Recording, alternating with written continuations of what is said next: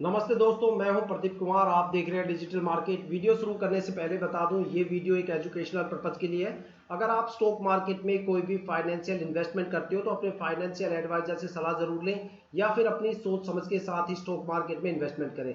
अगर आपको stock market में कोई भी फाइनेंशियल लॉस होता है तो उसके लिए ये वीडियो रिस्पॉन्सिबल नहीं रहेगी। तो चलो दोस्तों, वीडियो शुरू करते हैं। आज हम बात करने वाले हैं राधिका ज्वेलर्स स्टॉक के बारे में और आज हम इस स्टॉक का यहाँ पे पोस्टमार्टम करने वाले हैं और पोस्टमार्टम करके इसके फंडामेंटल की डीप एनालिसिस यहाँ पे करने वाले हैं। देखते हैं कि इसके फंडामेंटल के पिटारे से क्या निकल के आता है। कई बार स्टॉक जैसा दिखता है वैसा स्टॉक होता नहीं। जिस तरीके से स्टॉक में पॉजिटिव मोमेंटम होते हैं वहां पे हो सकता है कि एक बड़ा ट्रैप आपके साथ खेला जा रहा हो या फिर सच में ही स्टॉक की परफॉर्मेंस रियल हो। ठीक है, इन सभी डेटा के को जब हम इसका फंडामेंटल प्रॉपर रूप से एनालिसिस करके आपको दिखाएंगे तो आपको पता चलेगा कि भाई जो स्टॉक में इस टाइम पॉजिटिव मोमेंटम चल रहा है वो आखिर कहां तक होने वाला है, या फिर यहाँ पे जो पॉजिटिव मोमेंटम देखने को मिल रहा है कहीं वो एक ट्रैप तो नहीं है। साथ में मैं आपको ये भी बताऊंगा कि भाई इस स्टॉक के अंदर आपको कितने कितने टाइम पीरियड पे कितना कितना रिटर्न मिलेगा। 1 वीक में कितना रिटर्न मिलेगा, 15-20 दिन में या महीने में कितना रिटर्न मिलेगा, 1 मंथ में कितना मिलेगा, 6 मंथ में कितना मिलेगा, 3 मंथ में कितना मिलेगा, 9 मंथ में कितना मिलेगा और 5 साल तक हर एक टाइम पीरियड पे अलग अलग रिटर्न मैं आपको बताऊंगा। साथ में इस स्टॉक के अंदर कितनी कितनी रिटर्न ऑन इक्विटी है और कितना रिटर्न ऑन कैपिटल आपको देखने को मिलेगा। साथ में इस स्टॉक का जो सबसे मजबूत रेजिस्टेंस है वो क्या है, साथ में जो इस स्टॉक की जो बाइंग एवरेज चल रही है इक्विटी की वो कितनी है।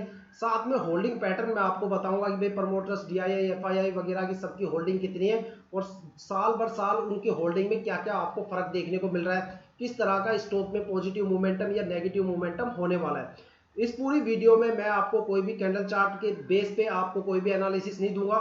मैं यहाँ पे जो आपको एनालिसिस देने वाला हूँ वो काफी डीपली और एक एक्सपर्ट लेवल की यहाँ पे आपको एनालिसिस में दूंगा। वीडियो के लास्ट तक आप जरूर बने रहना। तो चलो वीडियो शुरू करते हैं। देखो, सबसे पहले आज के लाइव अपडेट के बारे में मैं बता दूं कि अभी जो स्टॉक का करंट शेयर प्राइस है वो 135 रुपए 95 पैसे के आसपास है। 6.5 रुपए की पॉजिटिव मोमेंटम के साथ ये स्टॉक आज अपने अपर सर्किट में लग गया। ठीक है, अब ये अपर सर्किट कब तक रहेगा इसके बारे में तो फंडामेंटल देखने के बाद ही आपको पता चलेगा। ठीक है, अगर इस स्टॉक की लास्ट ईयर की परफॉर्मेंस की बात करें तो ये स्टॉक 35 रुपए 35 पैसे से चल के 135 रुपए 95 पैसे के आसपास गया था। तो देखा जाए तो यहाँ पे इन्वेस्टर्स का जो पैसा है एक तरह से 3 या 3.5 गुना यहाँ पे अच्छा खासा रिटर्न मिला। मतलब इन्वेस्टर्स का पैसा यहाँ पे 3 गुना हो गया एक साल में। साथ में अगर इस स्टॉक का पी रेशियो चेक करें तो 32.86 के आसपास है। मतलब प्राइस वैल्यूएशन यहाँ पे एक एवरेज है। साथ में स्टॉक की अगर डिविडेंड की बात करें तो यहाँ पे स्टॉक ने 0.15% का यहाँ पे डिविडेंड अनाउंस कर रखा है। तो ये सबसे जबरदस्त पॉजिटिव पॉइंट यहाँ पे देखने को मिलता है। सबसे पहला पॉजिटिव पॉइंट कि इसकी जो लास्ट ईयर की परफॉर्मेंस है वो काफी जबरदस्त है। दूसरा कि इस स्टॉक के अंदर आपको एक अच्छा खासा डिविडेंड भी देखने को मिल रहा है, ये भी यहाँ पे जबरदस्त पॉइंट है। ठीक है, साथ में इसका जो प्राइस वैल्यूएशन है वो बिल्कुल एवरेज है, वो भी बिल्कुल पॉजिटिव न्यूज है। अब चलते हैं इसके क्वार्टरली रिजल्ट के ऊपर कि रिजल्ट में क्या देखने को मिलता है, कंपनी का क्या कंडीशन चल रही है, ऑपरेशनल और सेल्स रिपोर्ट कैसी है। अगर कंपनी के रिवेन्यू की बात करें तो यहाँ पे 93 करोड़ के आसपास कंपनी का रिवेन्यू है। लास्ट ईयर के कंपैरिजन में ईयर टू ईयर अगर इसका परफॉर्मेंस देखें तो यहाँ पे 13% से ज्यादा की आपको गिरावट देखने को मिल रही है। साथ में अगर नेट इनकम की बात करें तो 13 करोड़ है, लास्ट ईयर के कंपैरिजन में 5% से ज्यादा की यहाँ पे गिरावट देखने को मिल रही है। साथ में नेट प्रॉफिट मार्जिन की बात करें तो इस क्वार्टर में आपको 13% से ज्यादा का मतलब नियर बाय 14% आपको एक अच्छा खासा नेट प्रॉफिट मार्जिन देखने को मिलता है और लास्ट ईयर के कंपैरिजन में ये 9% ग्रोथ के साथ है। अब करने वाले हैं स्टॉक की थोड़ी सी डीपली एनालिसिस कि भाई स्टॉक में आखिर पिटारे में क्या खुलने वाला है। सबसे पहले स्टॉक की हम जो मार्केट कैपिटल है उसके बारे में बात करेंगे। स्टॉक की जो मार्केट कैपिटल है वो 1529 करोड़ है और स्टॉक का जो प्राइस है वो 135 रुपए के आसपास है।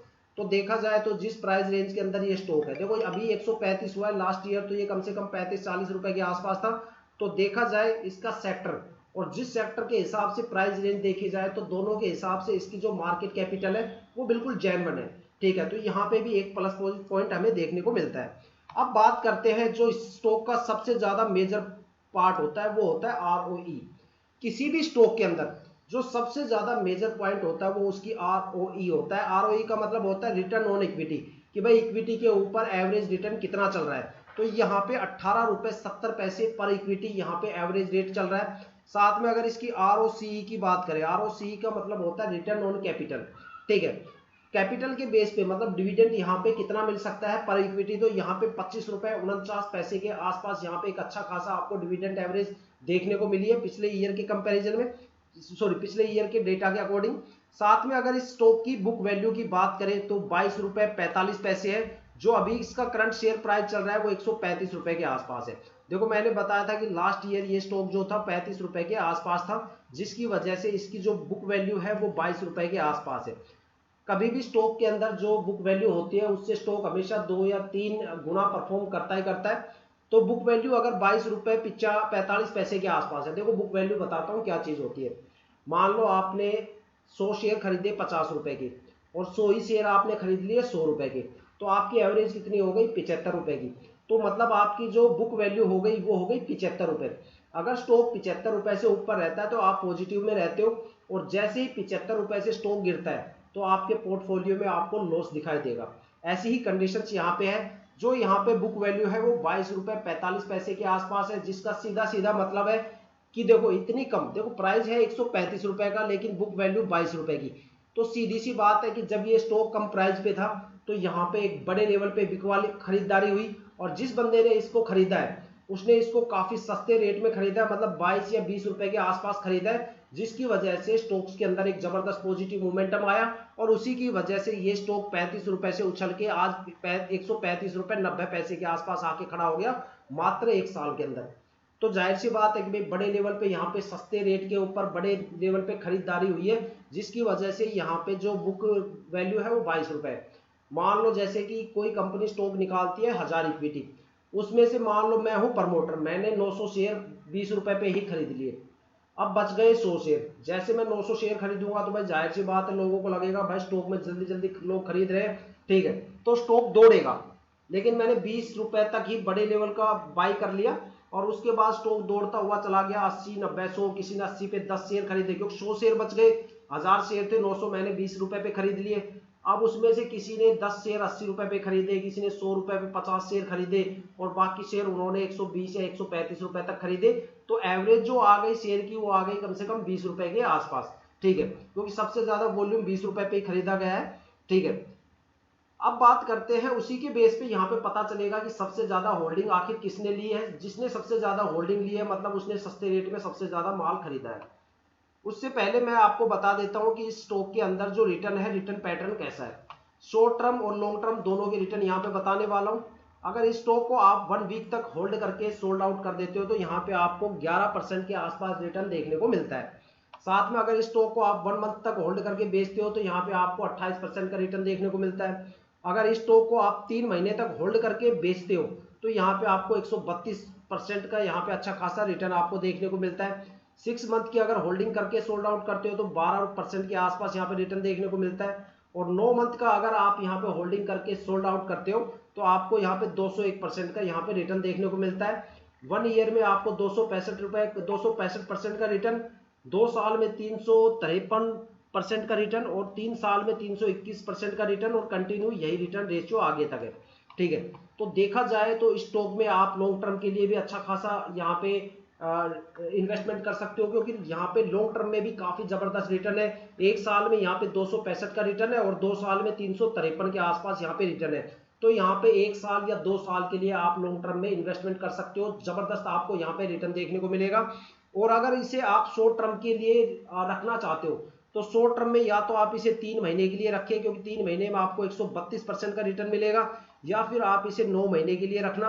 9 महीने तक अगर आप इसे होल्ड करके रखते हो तो यहाँ पे भी आपको एक अच्छा खासा रिटर्न देखने को मिलेगा।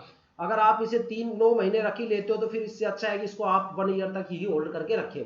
अगर आपके पास अमाउंट कम है तो आप यहाँ पे इसकी सिप भी स्टार्ट कर सकते हो, थोड़ा थोड़ा अमाउंट लगा के यहाँ पे आप एक लॉन्ग टर्म के लिए इन्वेस्टमेंट कर सकते हो, ठीक है। तो यहाँ पे सिप का भी इसमें आपको ऑप्शंस मिल जाएगा, ठीक है। तो अगर देखा जाए तो ये स्टॉक लॉन्ग टर्म और शॉर्ट टर्म दोनों के लिए काफी ज्यादा प्रॉफिटेबल है, ठीक है। काफी ज्यादा स्टॉक ऐसे होते हैं जिनके अंदर अगर देखा जाए तो शॉर्ट टर्म और लॉन्ग टर्म के अंदर कोई खास रिटर्न देखने को नहीं मिलता। ऐसा एक स्टॉक मैं आपको दिखाता हूँ एचटी के अंदर, ठीक है। एचटी मीडिया का एक स्टॉक है जिसके अंदर अगर देखा जाए तो शॉर्ट टर्म और लॉन्ग टर्म के अंदर कोई रिटर्न नहीं है। देखो लॉन्ग टर्म में 4 ईयर में तो यहाँ पे रिटर्न है, लेकिन इस स्टॉक के अंदर शॉर्ट टर्म के अंदर तो कोई रिटर्न ही नहीं है, क्योंकि अगर 1 मंथ 3 मंथ 6 मंथ 9 मंथ करोगे तो आपको लॉस के अलावा यहाँ कुछ नहीं मिलेगा। तो ऐसे ऐसे स्टॉक भी इंडियन स्टॉक मार्केट में बैठे हुए हैं, ठीक है। तो यहाँ पे आपको एक अच्छा खासा यहाँ पे रिटर्न देखने को मिलता है। अब बात करने वाले हैं स्टॉक की जो होल्डिंग पैटर्न है उसके बारे में कि भाई किसने कितना कितना माल दबोच रखा है। अगर सबसे पहले बात करें प्रमोटर की, तो देखो प्रमोटर के पास पिछले साल जो होल्डिंग थी वो 63.73% के आसपास थी, जो लगातार इस साल भी वही है। प्रमोटर्स की होल्डिंग में यहाँ पे कोई भी चेंजेस नहीं है, मतलब प्रमोटर्स यहाँ पे कोई भी माल नहीं बेच रहे, वो कंटिन्यू होल्डिंग करके बैठे हैं। इसका मतलब है कि वो एक लंबे मूवमेंट का इंतजार कर रहे हैं कि भाई जब स्टॉक ऊपर जाएगा तब माल बेचेंगे, तब तक हम माल नहीं बेचेंगे। जब यहाँ पे प्रमोटर ही अपनी होल्डिंग नहीं तोड़ रहे, तो इन्वेस्टर्स को भी यही एडवाइस दूंगा कि वो भी अपनी होल्डिंग बिल्कुल ना तोड़े, वो भी होल्ड करके प्रमोटर्स के साथ बैठे रहे। साथ में अगर बात करें यहाँ पे DII की, तो DII का यहाँ पे कोई भी नामो निशान नहीं है, DII की कोई होल्डिंग नहीं है। और अगर FII की होल्डिंग करें लास्ट ईयर तो 0.04% के आसपास थी। बीच में लास्ट के 2 सेशन मार्च और दिसंबर के अंदर, दिसंबर 2023 में और मार्च 2024 में यहाँ पे थोड़ी सी इंक्रीमेंट देखने को मिला FII में, और वापस ये घट के जून 2024 में फिर से 0.04 पे आ गई, क्योंकि बड़े लेवल पे बिकवाली की थी FII ने 30,000 करोड़ की लास्ट 3 महीने के अंदर, जिसकी वजह से काफी स्टॉक्स के अंदर FII का जो डेटा है वो इम्पैक्ट हुआ है। साथ में अगर पब्लिक इन्वेस्टर्स की बात करें, ठीक है, देखो FII में कौन कौन होते हैं कि जैसे म्यूचुअल फंड, फाइनेंशियल कंपनियां वगैरह जो होती है वो FII के अंदर आती है। तो यहाँ पे म्यूचुअल फंड की जो होल्डिंग है काफी ज्यादा कम है। साथ में अगर पब्लिक इन्वेस्टर्स की बात करें तो यहाँ पे पिछले साल पब्लिक इन्वेस्टर 36.23% थे, और इस साल भी कम से कम वही रेशियो चल रहा है, बीच में थोड़े से फ्लक्चुएट हुए थे, ठीक है। लेकिन होल्डिंग लगभग देखी जाए पिछले साल और इस साल तो दोनों होल्डिंग लगभग बराबर है, ठीक है।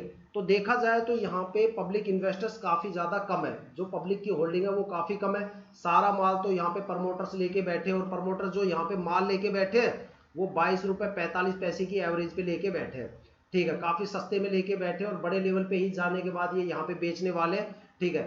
2-3 साल तक ये कम से कम लॉन्ग टर्म के लिए होल्ड करे बैठे। तो यहाँ पे जो इन्वेस्टर्स है वहाँ पे इनका रेशियो कम है, ये शायद शॉर्ट टर्म के बंदे हैं, जिसकी वजह से यहाँ पे जो रेशियो है कम है। लेकिन अगर देखा जाए तो पिछले साल और इस साल जो बंदे हैं उनके रेशियो में कोई चेंजेस नहीं है। तो हो सकता है कि भाई ये कम से कम 1 ईयर का तो इन्होंने होल्ड कर ही रखा है, ठीक है। तो इस स्टॉक में अगर देखा जाए तो जो लॉन्ग टर्म होल्डिंग है उसी में सबसे ज्यादा प्रॉफिट है, क्योंकि जिस तरीके से यहाँ पे इन्वेस्टर्स का रेशियो है, ठीक है, कि भाई जो पब्लिक इन्वेस्टर्स है उनकी होल्डिंग में कोई चेंजेस नहीं है, और जो प्रमोटर्स है उनकी होल्डिंग में भी कोई चेंजेस नहीं है। तो इसका मतलब भाई सारे के सारे लॉन्ग टर्म के लिए इन्वेस्ट करे बैठे, तो ये स्टॉक्स लॉन्ग टर्म के लिए काफी ज्यादा बेस्ट रहने वाला है, ठीक है। तो देखो दोस्तों, ये थी राधिका ज्वेलर्स की सबसे बड़ी जो पोस्टमार्टम रिपोर्ट, साथ में इसकी जो डीपली एनालिसिस रिपोर्ट हमने यहाँ पे आपको बताई है, फंडामेंटल एनालिसिस करके आपको बताया, ठीक है। आपको इस स्टॉक के बारे में कैसा लगा आप कमेंट करके जरूर बताइएगा। साथ में आप मुझे ये भी बताइएगा कि भाई आप अगर आप यहाँ पे इन्वेस्टमेंट करने का प्लान बनाते हो तो शॉर्ट टर्म में करना चाहोगे या लॉन्ग टर्म में आप यहाँ पे इन्वेस्टमेंट करना चाहोगे, ठीक है। साथ में अगर इसी तरह की इंफॉर्मेटिव वीडियो अगर आप चाहते हो कि भाई रेगुलर बनती रहे, तो आप चैनल को सब्सक्राइब जरूर कीजिएगा, ताकि जो भी डीपली एनालिसिस करके मैं आपके लिए वीडियो लेके आऊँ उसकी नोटिफिकेशन आप तक सबसे पहले पहुंचे, ताकि आप स्टॉक मार्केट के हर पहलू से अपग्रेड रहे, अपडेट रहे। इसी के साथ वीडियो समाप्त करते हैं। जय हिंद, जय